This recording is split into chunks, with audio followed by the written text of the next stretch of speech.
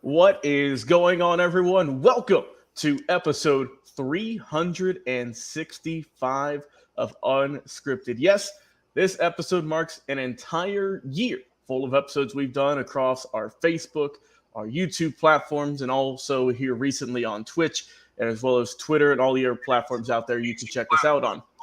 And my gosh, it's been a journey, Jay. We've had a lot of ups and downs, a lot of good times, a lot of bad times, but we have made it an entire year full of episodes. Of course, I'm going to be your host and producer tonight, Logan Landers. And joining me, as always, a man who's been here for, I would say, 350 at least of the 365, Jay McLove. What's going on, buddy? Yeah, 365th episode, man. I didn't know if we'd ever get to this point, but we have. We have gotten there, and it has been one hell of a ride, and ups and downs, lefts and rights. And, man, I tell you, Logan, it's amazing. Man, a lot of good people, interviewed a lot of good people. I've had a lot of good guests on lots of different networks we've been a part of, and it's just been amazing. And I'm looking forward to the next 365. Oh, dude, I am fully with you on that. Well, before we get the show started, we just want to go through, of course, our usual routine. Check us out on social media, Facebook at Unscripted, Twitter or X.com, whatever Elon Musk is calling it nowadays, at Unscripted Guys. And, of course, Unscripted Sports on the following TikTok, YouTube, and on Twitch. And before we get things rolling here, check out Stat Guy Says number 9. He did a preview of the Mid-Eastern Athletic Conference. A great read if you're not super familiar with that conference like I was, like Jay was. And, like I said, it's a great read, man. It's great work from Dustin, as always. And, man, Jay, today's a special episode because, you know, this isn't just our regular close to home followed by some segments. We figured this episode needs a special occasion. So this is the first ever, probably annual, we'll have to figure out what days exactly, but the first ever, Jay, Unscripted award show. And we will get into the categories, the winners and whatnot here in just a little bit. But, Jay, I think it's time to play our intro. And you're going to have to watch this one a little bit closely because this is a very, very special one, near and dear to both myself, Jay, and the rest of all of our friends and family at Unscripted's hearts. So, without further ado, Jay, here we go. I'm taking shots at the enemy. I'm gonna make it to the top, leave a legacy. If I got something to say, you better let me speak. Turn it up a new degree, bitch, you ain't seen anything. I pop off with the new rock, electronic, blow the sonic roof up. I'm too honest when I take a few shots. They're too toxic, need to take the new stuff. You cannot save me, 'cause I don't need saving. It's everything I've been chasing, all here for the taking. Don't wanna test your luck with me, I think I've had enough disease. I'm sick of all the bad thoughts, people who are half-nots. You are not as tough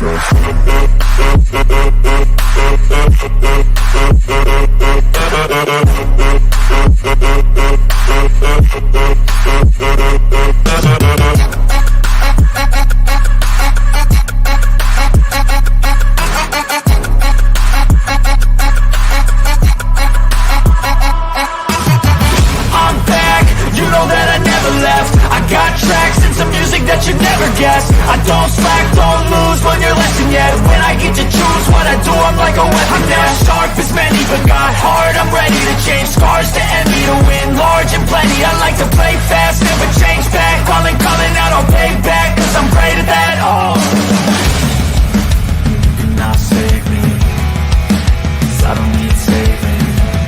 It's everything I've been chasing, all here for the taking. Don't wanna test your luck with me, I think I've had enough disease. I'm sick of all the bad thoughts, people who are half-nots. You are not as tough Don't wanna test your luck with me, I think I've had enough disease. I'm sick of all the bad thoughts, people who are half-nots, who are not as tough as me. Don't wanna test your luck with me, I think I've had enough disease. I'm sick of all the bad thoughts, people who are half-nots, who are not as tough as me.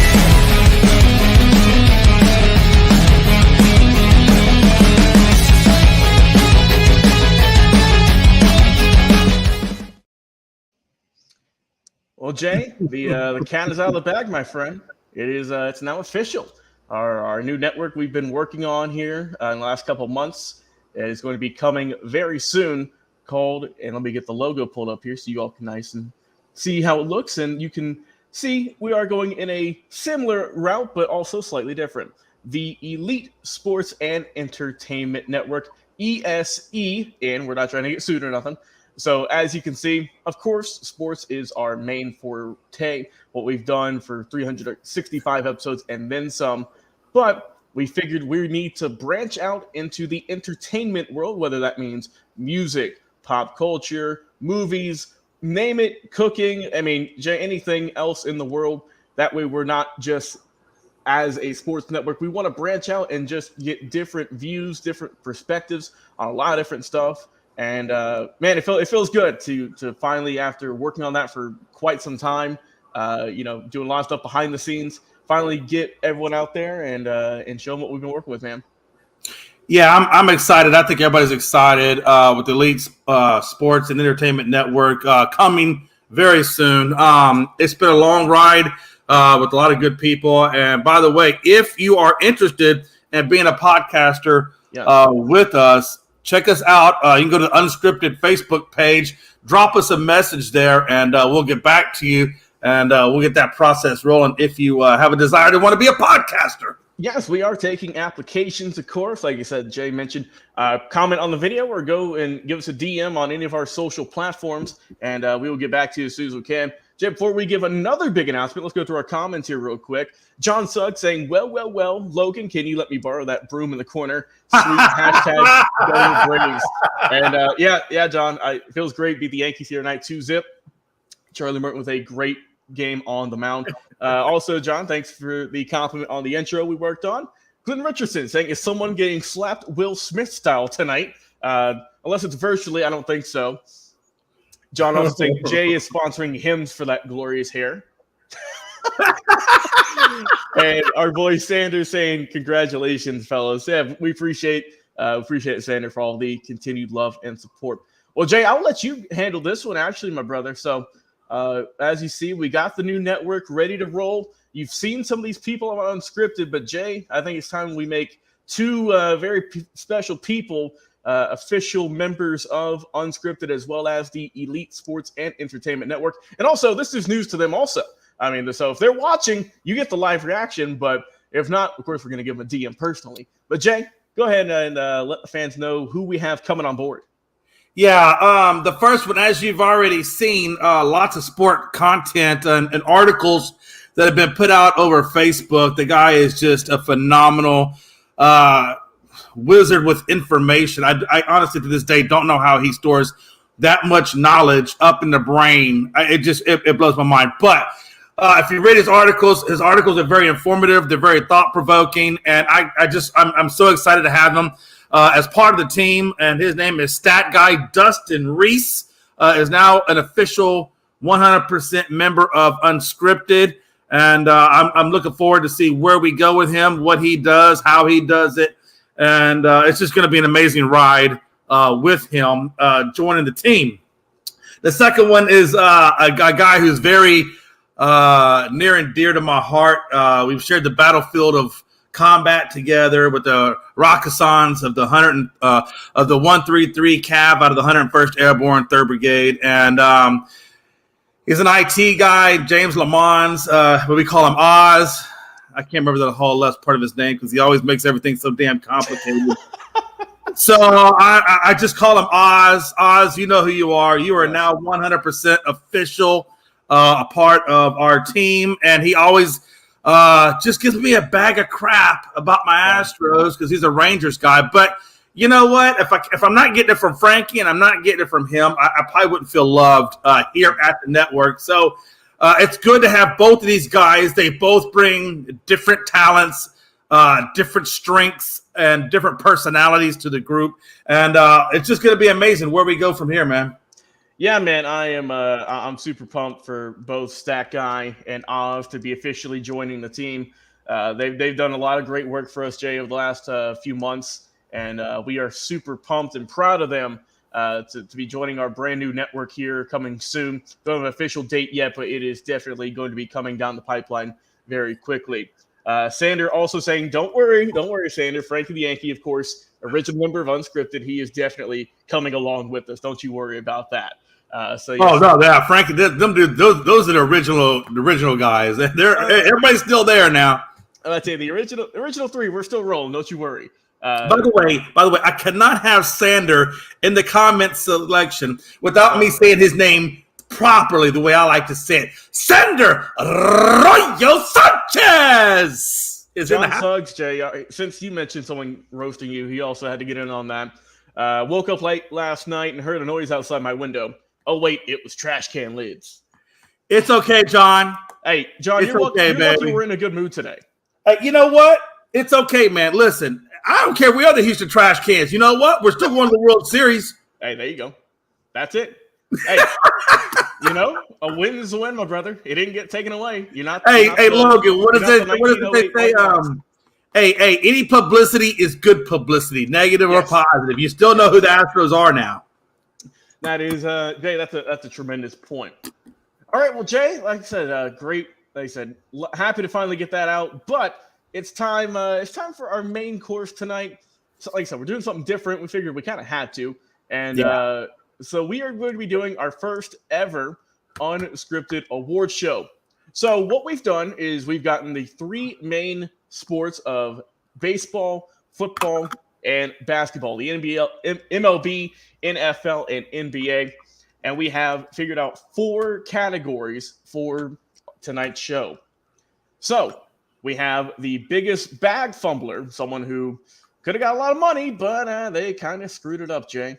We also have the worst kept secret, something that was plain and obvious as can be that actually happened. Next topic is the biggest crybaby, someone who we just could not stand watching over these last few months and years and was just getting all of our nerves pretty much.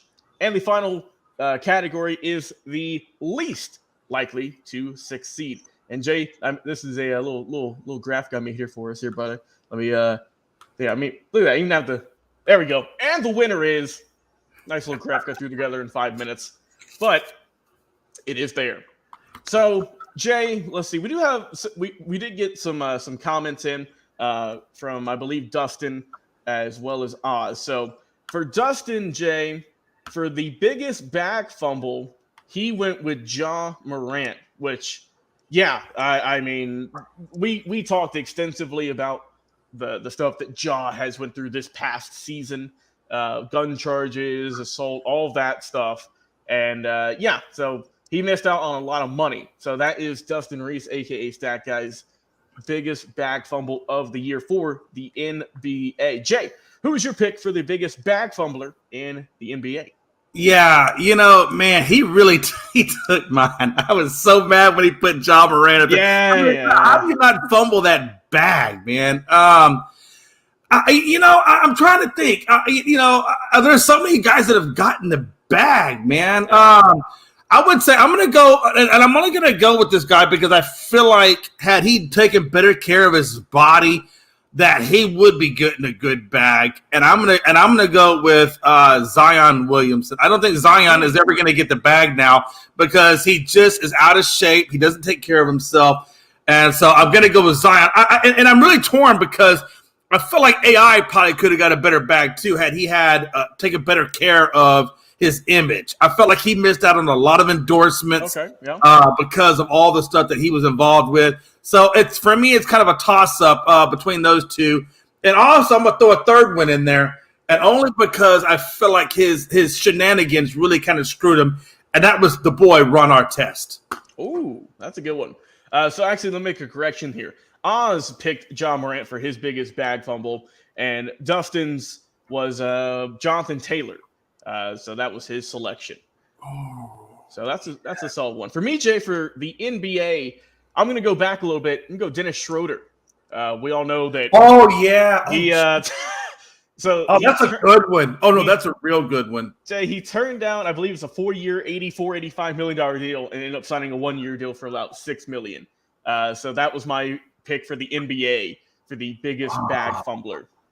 Let's keep moving. Let's go on to. Wow, that's a good one. Can I change my answer now? That's a good one. There's no right or wrong answer. So no, but that is a good one. You know what? I forgot about Schroeder though. I mean, like, he really did fumble that bag big time. Yeah, man, it was. I still think Ron Artest could have got so much more money, and AI could have got so much more money had they just kept their nose clean, man. They really could have got a lot more. Yeah, I totally understand you on that one. All right, let's go over to the MLB. John Suggs has two of them here. He says the New York Mets in general. That's a great pick. He said could be Wander Franco, but I know he had 100. Yes, I was just about to say that. This Wander Franco, how does he not in there? But he did also say he's not sure what's in his clause. He could get that money. We don't know yet. I don't think he does. Bro, if they ban him out of baseball, how could you possibly pay that? I think that would void it. Yeah, that's I get what you're saying. There could be maybe language that regard. I just can't imagine a ball club saying, "Hey, look, I don't care what you do, we're going to pay you." I don't think that would happen. I don't think there's a clause like no franchise would put something like that in there, would they, Logan? I mean, I honestly, man, I have no clue. That's a good point. That's a good point. Who is your biggest bag fumbler when it comes to sports in baseball? Oh, jeez. I'm gonna say this for a reason. I felt like, and it's not because they fumbled it. I think it's just because they settled. I felt like Bregman when he re-signed with the Astros. I felt like if he had tested free agency, I think he would have got a lot more money with the Astros. I think he's a bag fumbler. You know who else I think was a bag fumbler? Was Montero. If you look at Montero, who was part of the World Series bullpen, also had 2 no-hitters. He signed Logan. I think it was like less than $20 million. They got him back for less than 20. I think he goes out on the open market. He gets way more than what the Astros gave him. So I think the Astros really got lucky because they got some loyal guys. Okay, but at the same time, but I will say this: if you really want to know, if we're specifically talking about who's screwed up, I'm going to go with Bauer. Trevor Bauer. That's a good one, yeah. If we're talking about people who screwed up. But if you're talking about people who conceded the money to stay with the team, then I'm going with Bregman and Montero. But then Bauer really screwed his life up. So Ohtani, yeah. So John Suggs says Ohtani, and that's one I feel that it's a good pick. But he hasn't fumbled it yet. No, he has. I think what John is saying is the Angels, perhaps. How they the Angels fumbled that bag. Yeah, the Angels did. My God, the Angels did. He's not staying in L.A. At least not with that team. He might switch over to the Dodgers. Yeah, I mean, I'm curious, man, to see what's going to happen here. But let's say this. Let me say one thing. But if Ohtani signs for less than $700 million, I think he fumbles the bag. Ooh. I think Ohtani would sign a 12-year, $715 million contract. You think that's what I think. That's if I'm him. And if you want to say $600 million at 10 years, okay, I'll give you that too. But if he signs for less than $600 million at 10 years, he definitely fumbled that bag. Being a two-way player, he definitely fumbled that bag. Okay, all right. So for me, Jay, I did some research on this, but I went a little old school. And a guy who I know, honestly, who's our resident Texas Rangers fan, knows about this guy, Jay. Juan Gonzalez, if you remember him from back in the day. Yes, I do. I think he was part of the Houston Astros. Yep. He had a really good season. Had a really good career, honestly. But So what happened? He was traded from the Rangers to the Tigers, and he was offered, Jay, $140 million over 8 seasons, which was at the time the highest in baseball, and he did not take it. He turned it down thinking he could get even more in free agency. And Jay, guess how much he signed for next year with Cleveland for just one season? It wasn't much. $10 million. $10 million. Yeah, it wasn't much. So talk about a bag fumble. You were going to get $140 million, and you got 10.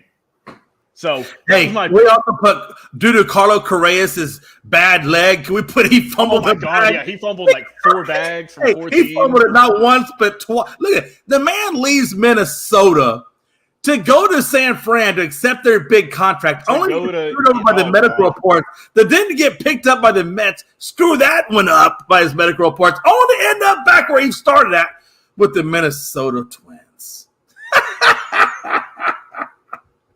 Yeah, wow. It was something, Jay. Wow. It was that was a whole ordeal. So we got a few more comments here. John said the Angels could have gotten 2 pitchers, a slugger, and 2 first-rounders for Ohtani. I mean, he probably could have got more, honestly, for that guy.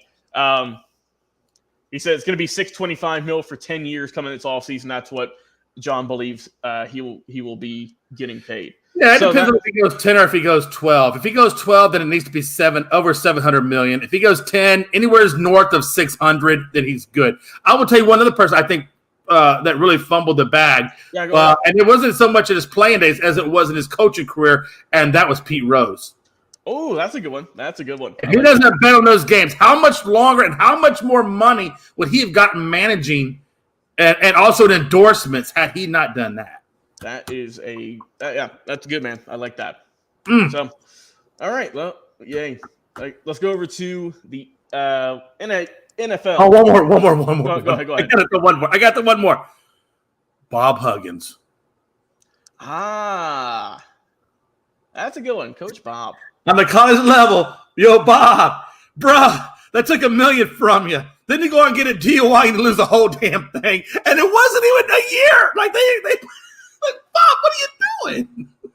Yeah, that's a great point. That's a great point, Jack. Okay, that was the last one. Let's go. Oh, no, you're good. All right, NFL. Who's someone who really screwed up and fumbled that bag? Oh, well, Jonathan Taylor, I think you said that one right off the get. Yeah, that was that came in from John. Can we say Ryan Leaf? Ooh, that's good. Can we say anybody that's affiliated with Ohio quarterbacks? Oh, yeah, you ain't right. Yeah. That's facts. No, but yeah, if we're talking, I think we talk football. I'm gonna go Ryan Leaf just because that guy. Oh no. Not that I'm gonna stay away from Ryan because Ryan Leaf definitely fumbled the back because he wasn't as committed. But I'm gonna go with this guy only because he had everything in his fingertips and he just threw it all away right from jump. And it's because he got too much fame, too quick, and he couldn't handle it. And that was Johnny Manziel. Oh, that's who I was thinking, Jay. I need to watch that new documentary he's got. I watched it. It's very informative and enlightening. Yeah. Well, hopefully, so I would say watch that for sure. Yeah, like I said, hopefully he's doing better now. All these years removed from the game. Hopefully he's gotten his act cleaned up and is on the right track now. We all hope. But yeah, that's definitely one who I thought, man, coming out of college, he looked like the next superstar. Yeah. At the quarterback position, but unfortunately, like I said, he had some off the field issues, and that translated over into the into the field. And John Suggs, Jay, I think took the cake with this one. AB Antonio Brown. Oh, jeez, Louise, yes. Well, honestly, John, that was going to go to probably the biggest cry. That one, I had that one going for the NFL version of the biggest crybaby, Jay. I had to. So that's my early pick for that one. Hey, I just want to say this, though. Can we say Le'Veon Bell cheated the bag? In other words, he got the bag, and then he said, hell with life. And hey, if you're talking about scrub. Hey, if you're talking about cheating the bag, can't forget the all-timer, Albert Haynesworth, back in the day. 2010 with Washington. He signed that giant contract and didn't do nothing. His biggest play for them was I think he slipped and he stayed on the ground for like 10 seconds. and in all honesty, I think this guy fumbled the bag. But I want to go back to the Astros. Remember when I told you the Astros were so loyal to their team that they forego a lot of money, so they fumbled it in that sense. I think Tom Brady fumbled the bag. Oh, okay.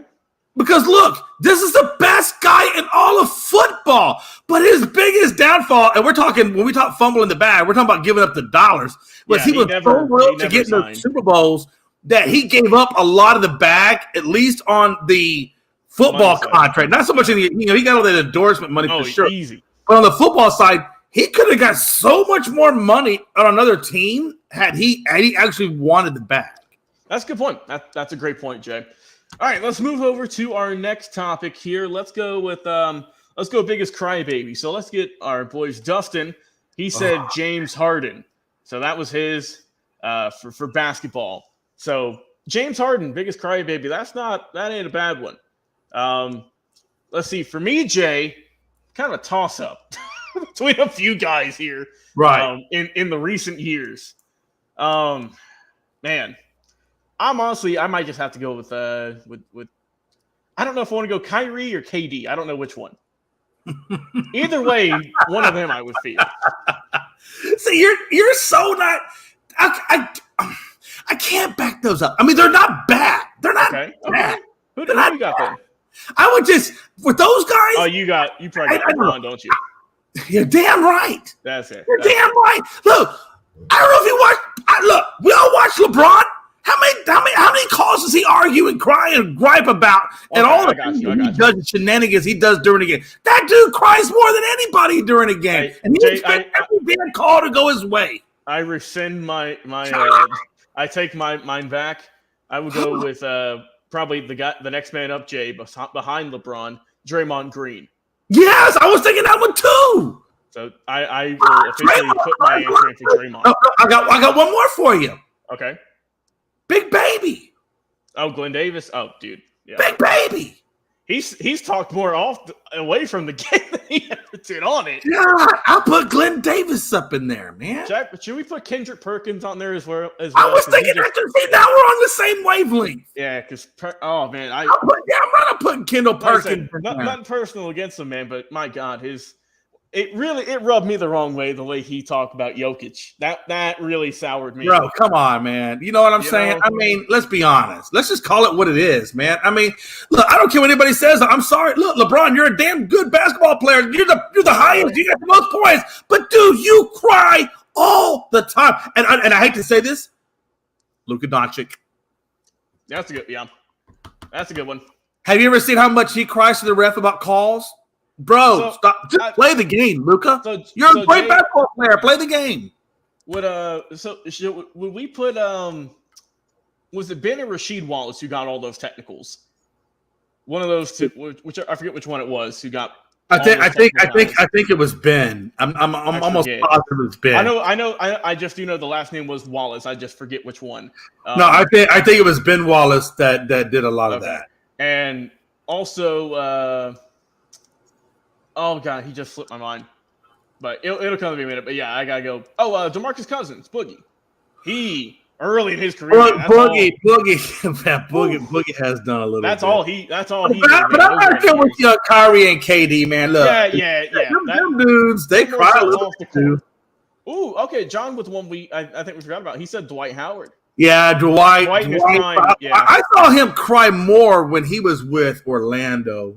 Orlando. He did cry a little bit with LA too, but I think he cried more with LA because Kobe was riding his ass. Oh, yeah, man. And I think he cried because of Kobe. So going back to the fumble in the bag, who cheated the bag is Bonilla. He's still getting paid $1 million every year. Now, I think he's been retired since like 99. Bonilla definitely cheated the bag.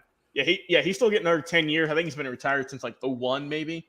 Honestly, Jay, I'm just going to go with the New York Mets as a whole because they're still paying Bonilla. And I think Robinson Cano as well and a few other guys. And they haven't played there in at least 3 years minimum. So, but John said Kyrie for him. For the biggest crybaby in the. And again, look, if you want to put him in there, you can put him in there. You can. All right. I just think for me, the biggest one of all of them is just got to be LeBron, man. I understand. How many memes do you see of him crying? Seriously. No, and then we get the worst kept secrets. Don't even get me on the flopping stuff because we're going to talk about that on the next one. That's a different topic for a different day. But he cried so much. Let's go over to football. We've gotten John who said Aaron. He said Aaron freaking Rodgers. How many times did he say he don't have weapons? That's true. Aaron that is also the pick for Oz. And let me see if I can find. I don't know if Dustin put one in, but Oz said Aaron Rodgers for sure. So that is who he picked. You know who else? Can I go golf for a minute? And I hate to say it. Yeah, go ahead. Tiger Woods. Ooh, okay. Tiger Woods. How many times you see Tiger get pissed off and throwing them clubs in the damn lake? Cursing, doing all the crazy antics that he does when things don't go his way. Yeah, he cried. You know who else, while we're talking about it, and in the world of tennis, what was the dude? John McEnroe.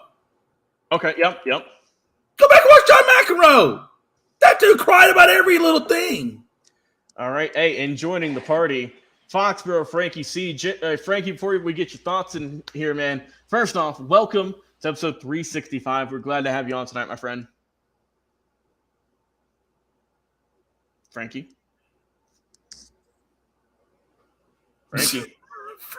Well, he's here in spirit. I'm putting my thing up there, man. It's all good. John said he changed his Yankees picture to a Patriots. He did that last week, to be fair. He did that, I think, last Thursday when their preseason game was coming on. So it's been like that for a minute. But whenever Frankie gets his audio figured out, we'll get him on, of course. Can I throw one more in there? Yeah, go ahead, Jay. Go ahead. Paul Pierce. Ooh, remember when Paul had to be quartered off the court in a wheelchair? He was all crying and pouting. Oh, how many times do you see Paul Pierce cry? I see Paul Pierce cry a lot. That's a good one, brother. That's a good one. All right, Jay, let's move on over. Hold on, let's try it again. Frankie, can you hear us?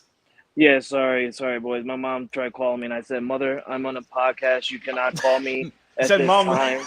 Said, "Mom, this is a special episode. This is 365. Call back later." I told my mom, "Tune into Unscripted if you want me to answer your questions." Oh, that's great. Well, Frankie, I think he said, "Mijo, I gave birth to you, Mijo. You take my calls when I call you." Yeah, she probably is gonna say that when I call her back at the end of the show. Hey, Frankie. Next time you see her, watch out for that chancleta. I'm just saying, you know what's coming. Chancleta, man. I'm gonna have to run from the machete. Oh, Lord, sweet Jesus. Oh man. All right. Well, Frankie, first off, how you doing tonight, man? How are you doing on this special episode? I'm doing great. You know, I spent the day cleaning my house, took care of my kids. My girls are finally going potty on the big girl potty. So, you know, it's a big accomplishment today. Wait a minute. Avery's past that point. Are we talking about the twins? Yeah, I'm talking about the twins. It's really hard to try and potty train twins, but now we got it locked down that both girls are going potty in the big girl potty. And it's a big achievement here today. You know what? I could just see Frankie potty training too, man. Drawing block diagrams. Yeah. Step 1, step 2, step 3. Well, with these girls, you got to throw in candies as treats. Oh, so they go potty. You got to have some incentives. Yeah. Sanders, since you mentioned it earlier, yes, Frankie, can you go ahead and confirm you're going to be a member of our new network, the Elite Sports Entertainment Network? So yes, Sander was asking, so.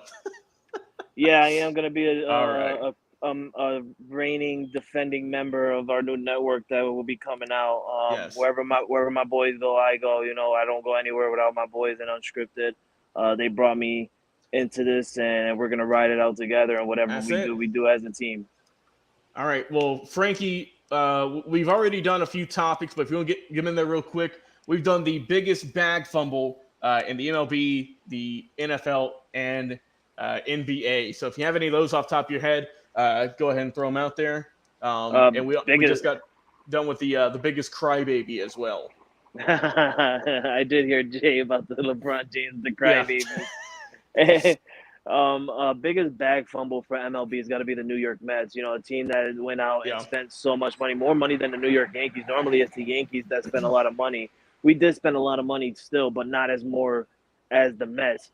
And then they went on a trade deadline frenzy and just gave away everybody. You know, you gave away both your aces and Verlander and Scherzer. So it's kind of like a rebuild mode for the New York Mets and their franchise. For NFL and NBA as well? Yeah. Yes, all three of the major sports. NFL, oh man, I really can't say just yet. You know, we're just underway with the NFL. If we're gonna talk. It can be in years past. Also, it does not have to be current day. It can be whenever. Yeah. So if we're talking last season, it's 100% got to be the Houston, Texas. I mean, that's like dog water, garbage. I mean, it's expected. Normally it would be the Detroit Lions, but they turned their season around towards the end of the season. But it's got to be the Houston Texans. And after what I've seen in preseason week 1 with their starters and with their new quarterback in C.J. Stroud, I don't think that they're gonna, be efficient this year than everybody expect them to be. Maybe in a couple more years, but for right now, it's got to be the Houston Texans. And for NBA, I want to say the San Antonio Spurs. Okay. Honestly, I want to say the San Antonio Spurs. I mean, it's real sad for Greg Popovich. This is the guy that took the San Antonio Spurs to the highest limit. Like, they were always up there with the Celtics and the Lakers and, other teams like that. Even with the Golden State Warriors, when they were coming out high, we'll see the San Antonio Spurs in the playoffs at some point. But right now, they're just like a bottom-feeding team, and they're like literally right there with the Houston Rockets and the Detroit Pistons. I'm going to have to say it's got to be the San Antonio Spurs. Okay. Are you talking about, are we throwing the fumble in the bag? Yeah. Can I just put one in there too? I know. Go ahead. Can I put one more? Can we put Carmelo Anthony in there? Oh, you think he fumbled the bag? Right? No. Oh, excuse me. Not in fumble in the bag. Crybaby. I apologize. I meant crybaby. Okay, Carmelo. Yeah, Carmelo was always talking to the refs. That's a good one. That's fumbling the bag though. I agree. I don't know if I agree that the Houston Rockets are fumbling the bag because I think that they got the right coach now, and I think they got a lot of good players. So I think the Houston Rockets. Now, I will say this: they fumble the bag if they suck really bad this year, like they did last year. Then they fumble. But I don't think they quite fumbled the bag just yet. And but we'll see. Yeah. All right, so back to the current day topic here. Biggest crybaby in the National Football League. John Suggs, he took mine. Terrell Owens. Oh, jeez, Louise, yes. But he said, and better yet, number one is, drumroll, Cowboys fans. Just in general. Just Cowboy fans. Read between the lines, yeah. That's some horse shit. Hey, horse stuff. That's some horse stuff. That's some horse stuff. Come on, you can't just say Cowboys fans, man. Look, you're gonna say Cowboys fans. I mean, he's got a point. Is he wrong though? I mean, he's not wrong. I mean, this. We defend our team. We don't cry. I haven't cried. I defend my team. I know you have. Yeah, this is besides Jay. Let's be realistic here. I know Jay. We all know Jay's a real Cowboys fan, but like those true, like Jay. I'm not saying you're not a true Cowboy, but what I'm trying to say is like other true Cowboy fans around the world. They still go out and be like, "Yo, this is our year. This is our year," and then you guys the fumble the bag at the end of the year, and then they start crying. Well, we'll be there next year. Hey, but you know what? If we're going to put the Cowboys fans, we got to put the Yankees fans in there too because, look, it's been 2009, and you still are at square one. So I'll admit, yeah, okay, if that's the route we're going, okay. Hey, but we don't cry. So John said, Jay, in response, he said, you don't cry because you don't got high hopes. Not right now. To be honest with you, if I'm being honest with you, I really don't have high hopes. I honestly really don't. And it's not because I don't love my Cowboys. It's just because I look at the team and I don't think we've done enough to get us there. I don't think we've done enough. So let's get our thoughts. Who is your biggest crybaby? I'm going to start it off. For me, I got to go Brett Favre. Brett Favre was a whiny baby. And this is on the field, not off the field. Off the field, we already know. We don't talk about what he's done off the field. My God. But on the field, my God, on the field, he was – I think you guys are gonna love mine. When I come up, you guys are gonna love who I say. Jay, who do you have? We'll keep yours for the main. I'm going. You know who I'm going to go with? Aaron Rodgers. Yeah, that's been a popular pick. Yeah, I mean, come on. I mean, that's an obvious. It's not. I mean, that's just an obvious. Like Brett Favre is obvious. So is he. He's obvious. Yeah, that is what Oz said as well. So Frankie, who do you have? Who is your biggest crybaby in the NFL? I got Cam Newton. Oh, that's a good one. Yeah, Cam did a little bit of crying too. Cam did do some but T.O. was, I mean, come on. I think you had it earlier. I think Antonio Brown was a big crier. I think you can't take off your jersey and stomp like a little kid off the damn thing and don't think you're a crybaby. That's fair. Yeah, that's a good pick. John Suggs, I got Cam over Kaepernick because Kaepernick's not really a crybaby. He's trying to fight his way back into the NFL. It's the NFL that's not giving him a shot to come back into the NFL. He's not crying. The man is honestly fighting his life to try and get back in. There's difference. He had controversy on him. That's true. All right, let's go over to the MLB. Who's the biggest crybaby you've seen in baseball? We'll go, Jay. We'll let you go with this one. Crybaby in baseball, man. God, I don't know. Let me come back to me on that one, please. I'm torn right now. Hold on. All right, Frankie. I'm gonna say a New York Yankee player. I think Garrett Cole's a big crybaby. Ooh. I mean, win or lose, the man is literally always pissed at something. I mean, he's winning a game, and if he messes up a pitch or something like that, he's always crying in the dugout. I see the man honestly all the time, so I think Garrett Cole's the biggest crybaby. Okay. And I'm I gonna love go the old man. school. I'm gonna go old school with mine. Give me Pudge Rodriguez. That dude was always yelling at the umps. Don't matter what team he played for. If he didn't get a call he didn't like, he'd let you know about it.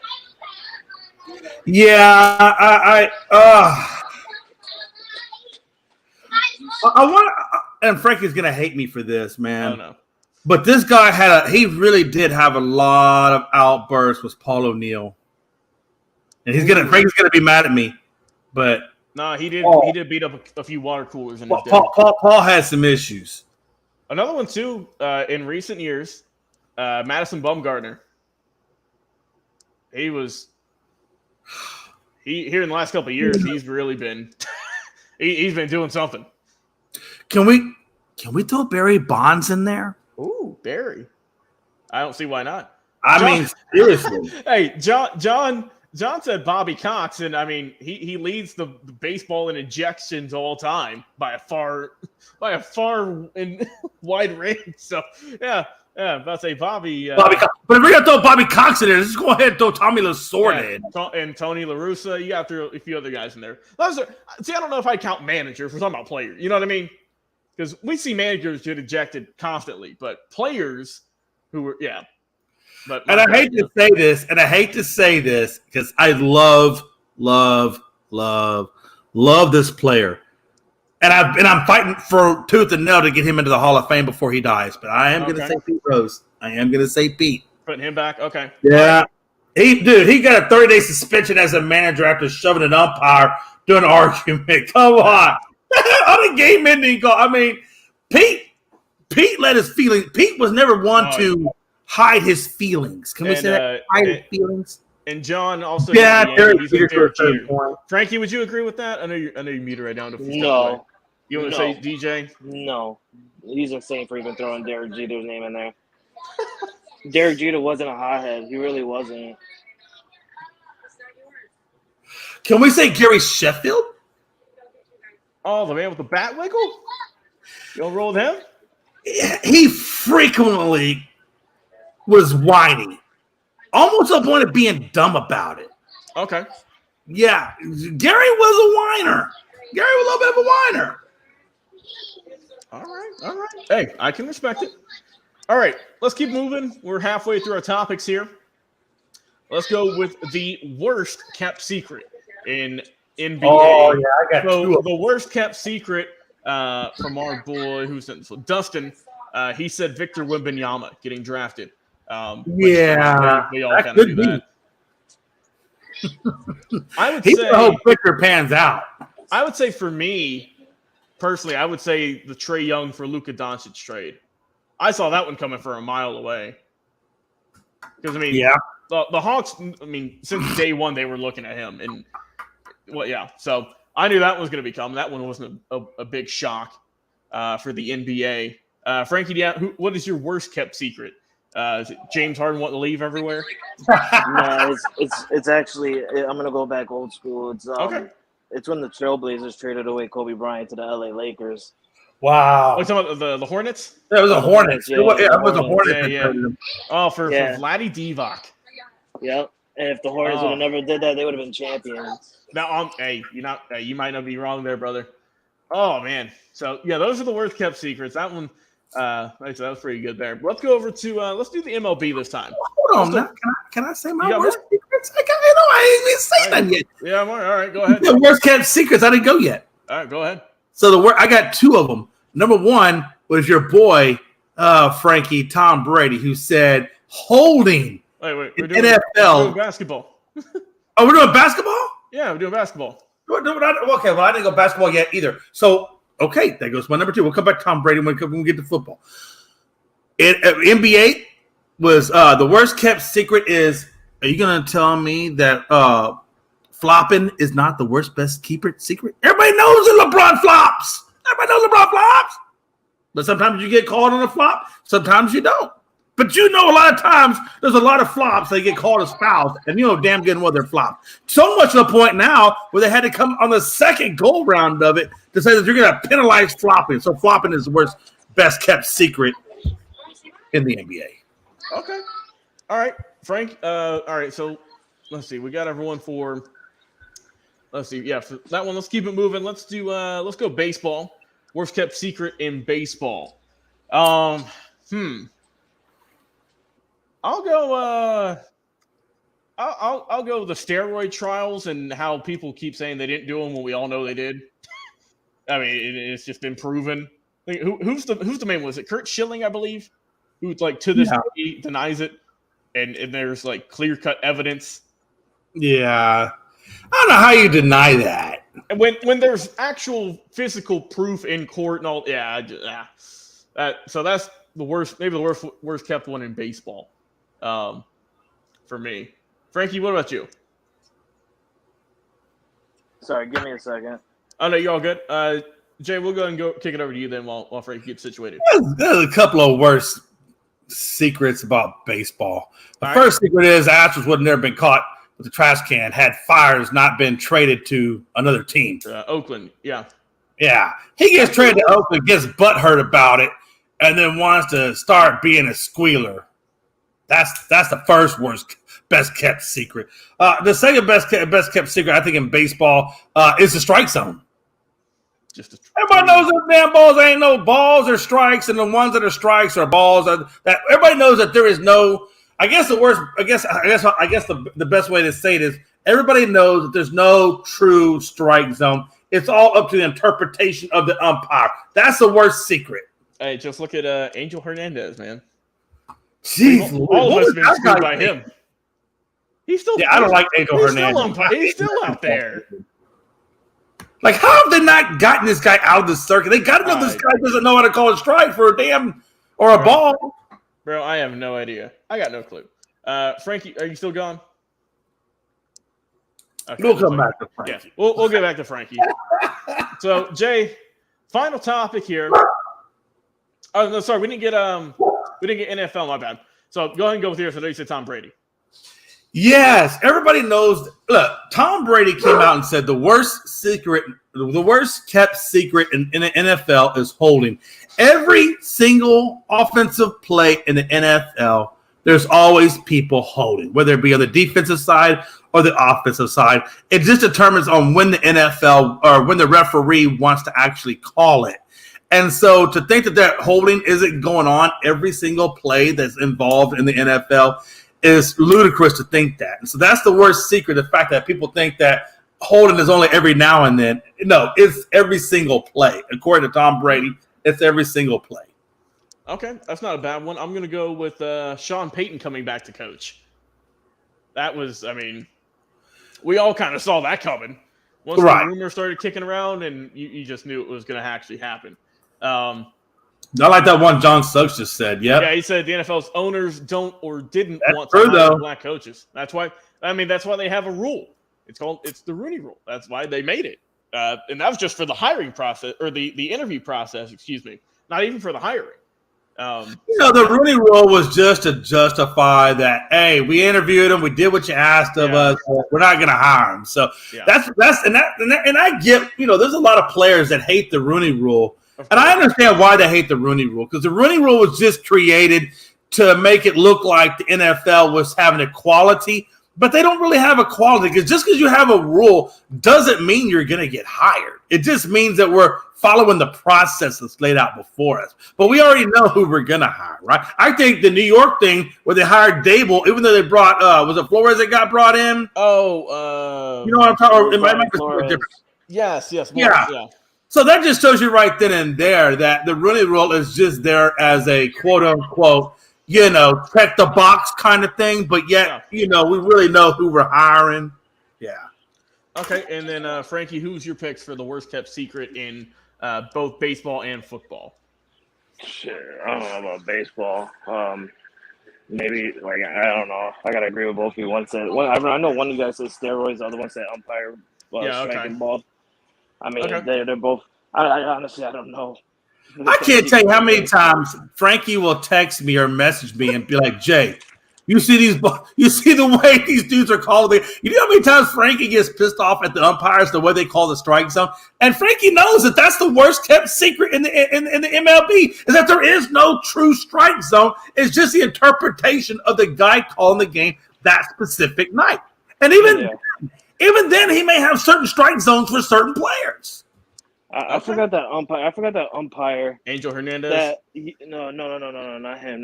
It was the one that Aaron Boone got ejected for, and he did the I forgot. He drew the line and stuff like that. I forgot who we faced, but he drew the line on the freaking thing and did the little owl shit, like imitating him and stuff. But he's not the first one. Like Joe Girardi got in that guy's face as well when he was That's true. a home play umpire. He's terrible. He's one of the terrible guys like ever. That's a good point. That is I think his name is like Louis something.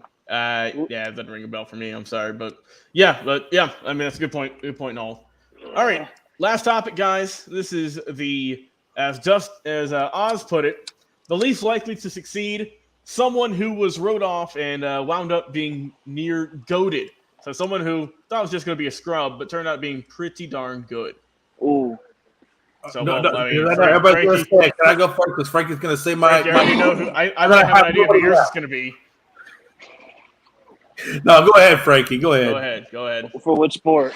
We'll go football first. I already know what your answer might be. And is it the same with John Suggs? Who's my answer? No, it's not gonna be Tom Brady. No. All right, who you got? I love Tom Brady so much, but no, I'm not gonna go. Can I just say mine? You tell me if that's the one you were thinking of. Go ahead. Geno Smith. Nope. Okay, who do you got then, Frankie? Brock Purdy. Ah, a guy who got drafted as Mr. Irrelevant and took over the starting position of the San Francisco 49ers. And he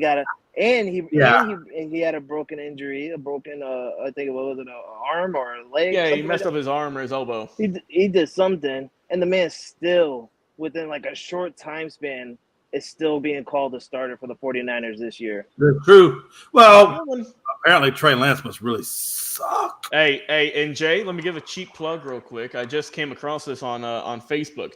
Former guest of the show, Daniel Kelly, he actually got his article he wrote up about Trey Lance here on The Herd with Colin Cowherd. They did a little segment on there, and Cowherd spoke about it. I'll read a little excerpt about it so y'all can go check it out. This is what our boy Daniel Kelly said about Trey Lance. He said, Lance looked like a rookie as a starter. He appeared unsure of himself, which often caused him to hold the ball for too long. He didn't look like he saw the field well enough or trusted his receivers. Lance didn't sparkle against small college competition, a huge red flag, so it's not surprising the 49ers are now stuck with fool's gold. Yeah, I think Daniel kind of called that one on the head. And and to be fair, this isn't recent. He's been saying this since he was in college. He said that since before the draft. And be honest with you, look at it now. If Trey Lance was worth a damn, Brock Purdy wouldn't be starting. Yeah. Let's be honest. No, you're right. You're 100% right. I mean, damn. I mean, he's been there long enough that he should be the quote-unquote star. Especially since Garoppolo left, it opened the door for him. And the fact that he's still number 2 on the depth chart, and I think that even Sam Darnold might pass him on the damn depth chart. Yeah. Who knows, right? Who knows? I wouldn't be surprised if he gets traded by the trade deadline this year. But who's going to want him? Anyone at that time with a quarterback injured and they're in the backup situation and they're so horrible that they're going to go a different route, somebody will go after Trey Lance. I mean, I understand that, and I'm not saying you're wrong. I mean, I guess if you look at it that direction, okay. But at the same time, I mean, wow.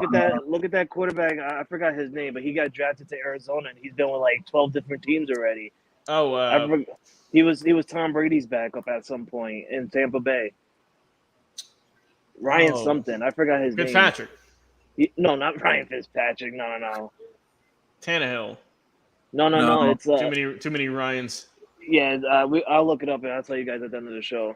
Okay. I will say this though. I really feel like Geno Smith is somebody that, was in, New York. And then after that whole New York debacle out there with him, kind of dissipated into no man's land to the point where I started following. I wasn't sure if he was still in the league or not in the league. And then I see him pop up over there in Seattle doing something crazy, and now he's getting his big extension. I mean, Brock Purdy's a good choice, no doubt about it. I mean, you can even say Tom Brady because where Tom Brady was drafted is a damn good choice. But Geno Smith is somebody who was in the league. Yeah. Was drafted high. We thought great things of him, and then fell off into no man's land, and then comes back and reemerges and recreates everything. And now we're thinking completely, totally different about this guy. Yeah. So Billy Buss Smith, also what's going on tonight, Billy? He said Trey is not the 49ers nugget. Oh, no. So John Suggs also has a few good options here for his least likely to succeed. John Randall ranks second among all NFL D tackles with 137.5 sacks, 7-time Pro Bowl selection, member of the Hall of Fame. He is one of the greatest undrafted players of all time. He also has Willie Brown and Kurt Warner. I like Kurt Warner because that dude literally went from bagging groceries to being the head cog of a Super Bowl team. So that's a good one. And the other guy, who was the kick returner for the Saints that actually started out as a UPS delivery guy, gets picked up by him, and then becomes their biggest kick returner, punt returner ever. I think he's scoring touchdowns right and left. Josh Rosen. Was that guy? No, it wasn't Rosen. That was, I got the quarterback for Brady. Was it Johnson? It was like Michael Johnson or something Johnson, I think. Man. I'm not sure. I'll have to. I'll look around. But you know what I'm talking about? I mean, you know the guy that was like the UPS guy, then all of a sudden he becomes the greatest kick returner ever in Yes. Okay, Jay, I see it here. Michael Lewis. Thank you. That is Michael Lewis. He let's see. Yes, he was a Budweiser. He was a Budweiser truck driver. Or Budweiser. Okay, well that's even better. Let's get some beer out of it. But. So that. So that's a good one. For me, I'm going to go, and this is also just kind of recency. Shannon Sharp, drafted in I think the 7th or 8th round, came out of Savannah State, which, I mean, if you're not from Georgia, you don't have any clue where that's at. No, you really honestly don't. I mean, Savannah State is a very, very small school. Well, if that's the case, though, you can say a guy like Tony Romo. Tony Romo wasn't drafted. He was an undrafted guy. Went on. He didn't get a Super Bowl with the Cowboys, but he certainly got him to the playoffs. And as an undrafted guy, he did. Yeah, he had a solid career.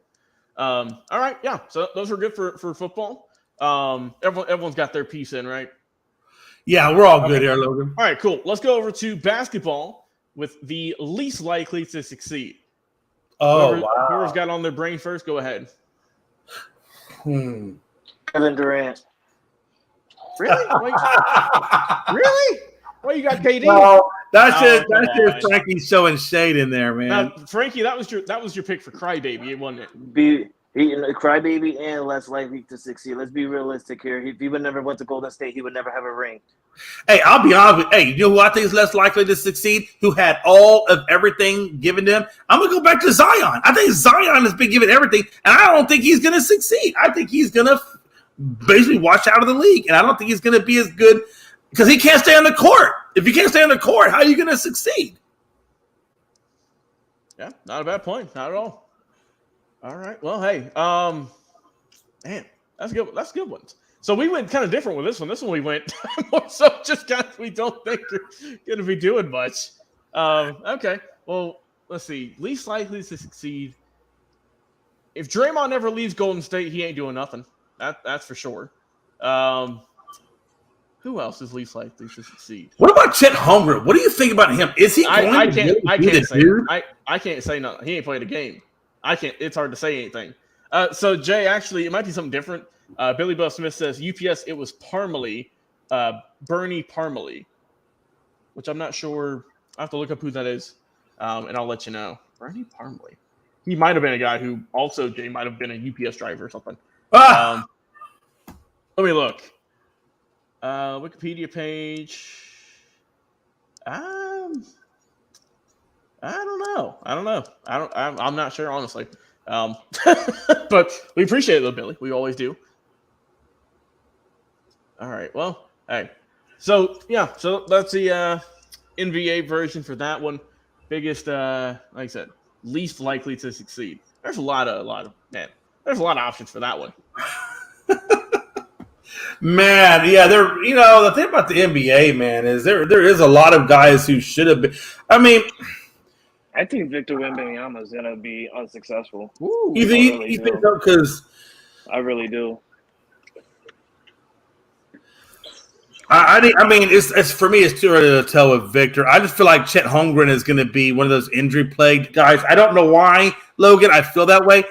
For me, I don't know if it's a frame issue. That I think his frame is just not built for the NBA. Which I say the same thing about Victor Wembanyama. I feel like right now his frame is not built for the NBA.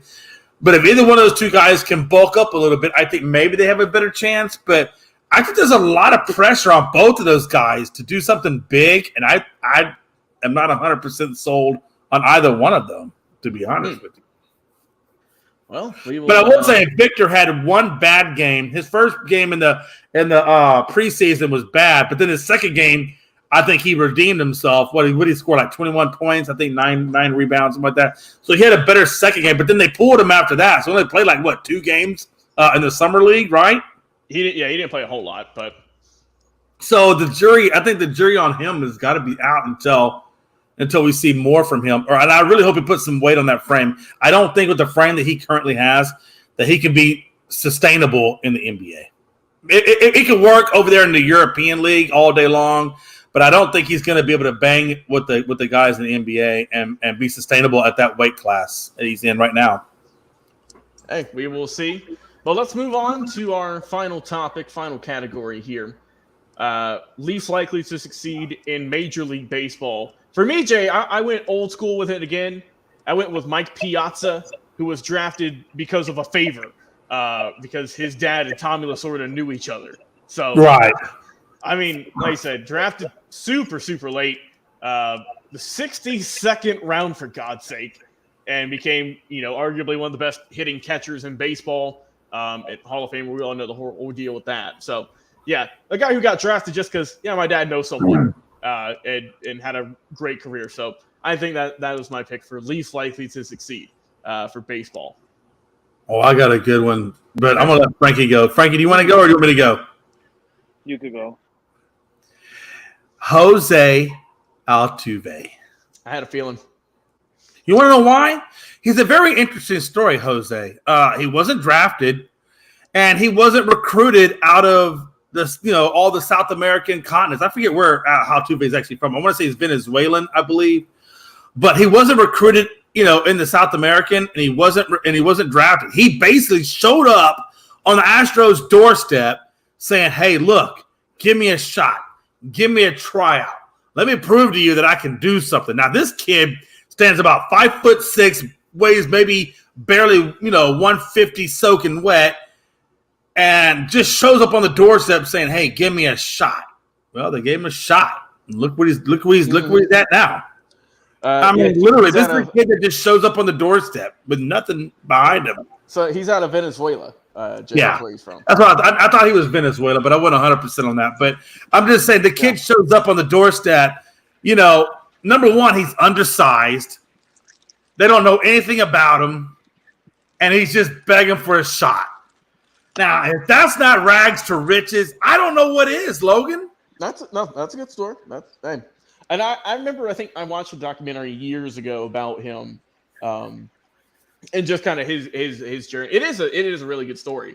No doubt about that. It's a good story, I promise. No doubt. Hold on. Frankie? So, Jay, you think Jose Altuve is less likely to succeed? No. I mean, like from where he started out. There was nobody knew if he was going to succeed or not. Right. I mean, the kid was basically nobody. But this is an award for less likely to succeed. So, okay, then all right. Well, if you want to, okay. So Oz put a different meaning for us, but if you want to, because he put it as someone who really had no expectations, but really climbed up the ranks. You know what I mean, and had a good career. But if you really just do someone who you think isn't going to do a whole lot, or it might be washed. Now is that time also. I mean, all right, I didn't know it was like that. I mean, the way it sounds, less likely to succeed. Oh yeah, no, I understand. No, Right, who I mean, currently now- is in there that you think is less likely to succeed? I mean, now the way you explained it on how Oz wanted it to go, then yeah, okay, I follow what Jay says with Right, Jose right. Altuve. Because I was gonna say, Jay, how can you put your man down there like less likely Yeah. to succeed? He helped you win 2 World Series. Honestly, No, I know. No. he's honestly one of the best. No, because actually that was kind of the way I was going at first, but then I saw Oz put his pick in there. I'm thinking like, okay, well maybe I'm reading it wrong. So that's why I went that way. John put Josh Hamilton, which man, He did kind of ruin his career with he the had an Rangers. up and down career because he got drafted high, then he had some off the field issues, came back, won I think an MVP, played really well for a few seasons, and then injuries and also just off the field stuff again to end his career. So the definition of an up and down career for Hamilton.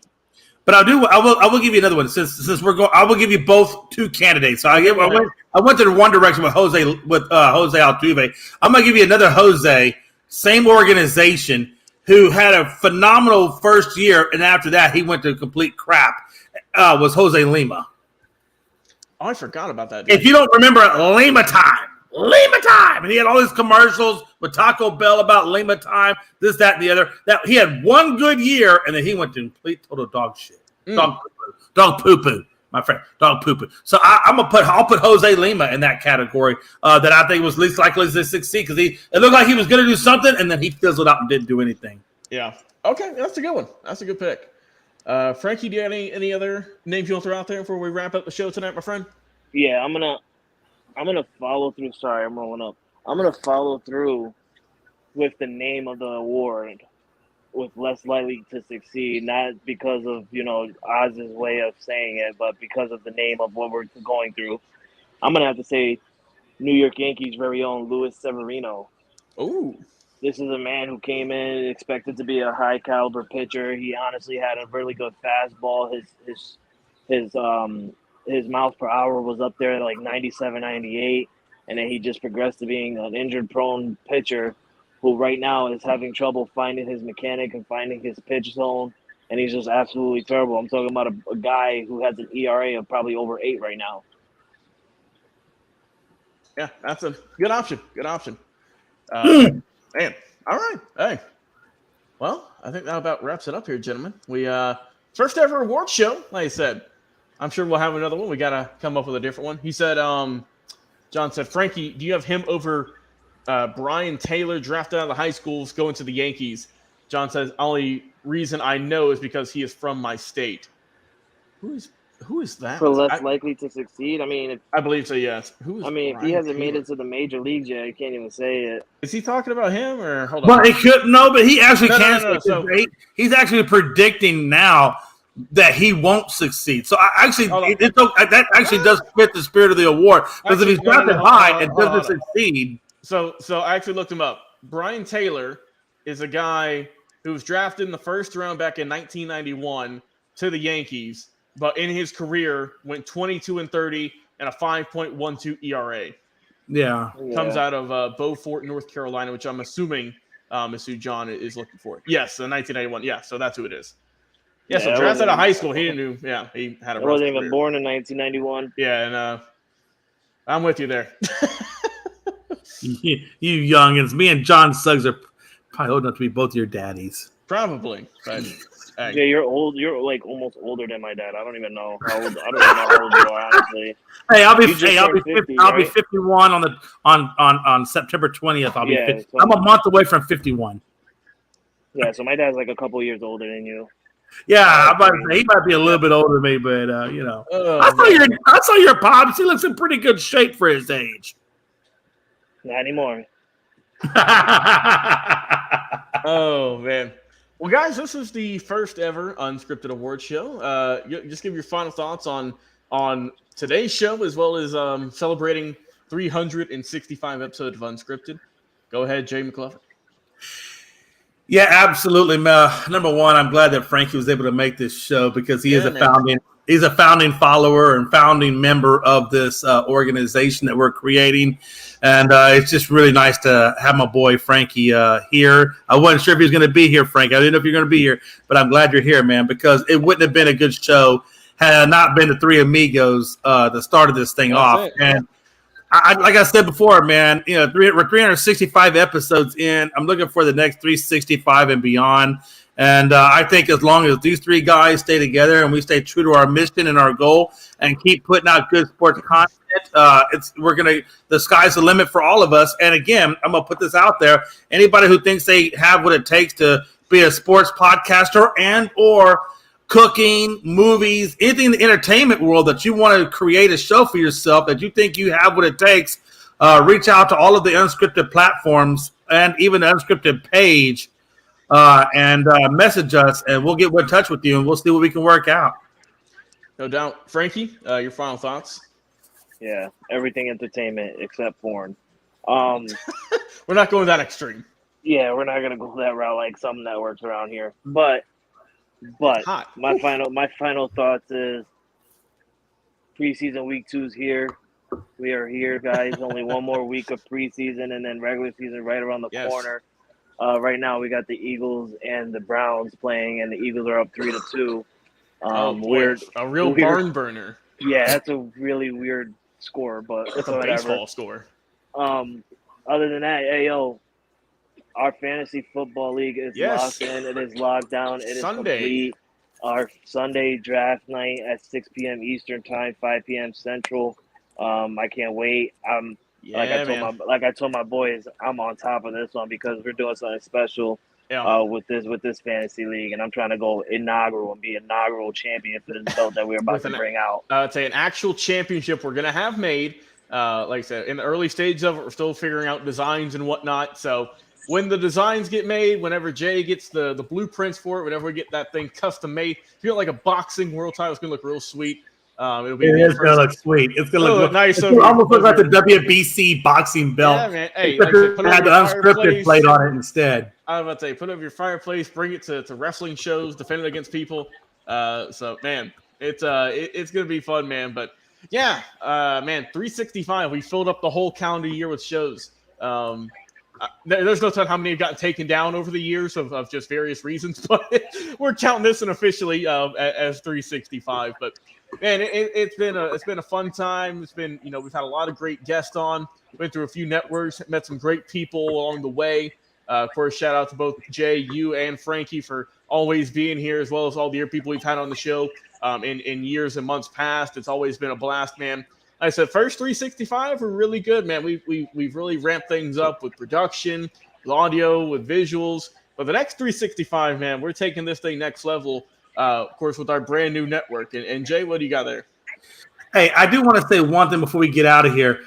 This show and what we do is nothing without the people that have commented out over the 365 episodes. So the one thing I want to do before we get out of here is say the guys like John Suggs, Billy, Mickey Delaney, Anthony Price, Billy Buzz, all and there's a lot more people than just that, but Joshua Bailey, look, if you comment on this show, you know who you are, man. And again, man, we love you guys. We appreciate talking with you guys, commenting with you guys.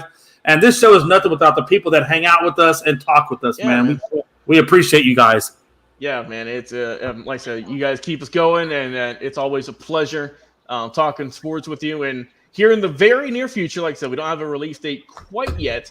Here in the very near future, talking sports as well as entertainment with myself, Jay, Frankie, and our two newest members, Oz and Dustin Reese, a.k.a. the Stat Guy, officially on the team. And, man, we're so pumped to have them on officially and to bring them on and see what they can do for our network. Well, guys, we appreciate you all for coming on tonight. It's been an absolute pleasure. 365 episodes in the books. Getting ready for another 365. We're going to end the show with the intro tonight. That way you guys can see the new logo and everything else. But like I said, we appreciate all the love. Be sure if you like the show, like, comment, share, and subscribe. We're going to get bigger, better from here. So check us out. Don't miss out on the growth we're going to be doing because it is going to be insane. Like I said, Jay, Frankie, appreciate you guys for all the work we've done for over the years. Absolute pleasure, my friends. And here's to another 365, all right? All right, good work, guys. Let's get it going. Final outro, and we'll see you guys on Saturday for episode 366. We'll talk to you then. I'm taking shots at the enemy. I'm gonna make it to the top, leave a legacy. If I got something to say, you better let me speak. Turn it up a new degree, bitch, you ain't seen anything. I pop off with the new rock, electronic, blow the sonic groove up. I'm too honest when I take a few shots. They're too toxic, need to take the new stuff. You cannot save me, 'cause I don't need saving. It's everything I've been chasing, all here for the taking. Don't wanna test your luck with me, I think I've had enough disease. I'm sick of all the bad thoughts, people who are half-nots. You are not as tough as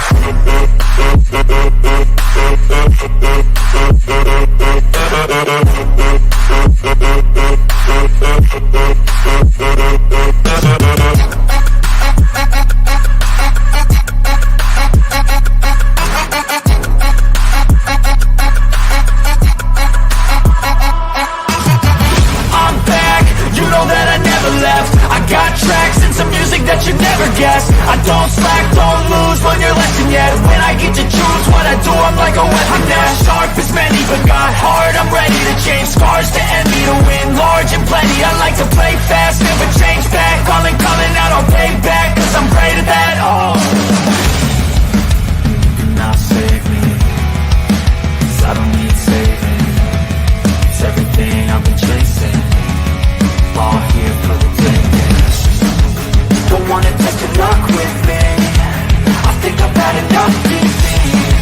I'm sick of all the bad thoughts, people who are half-nots. you are not as tough as Don't wanna test your luck with me, I think I've had enough disease. I'm sick of all the bad thoughts, people who are half-nots, who are not as tough.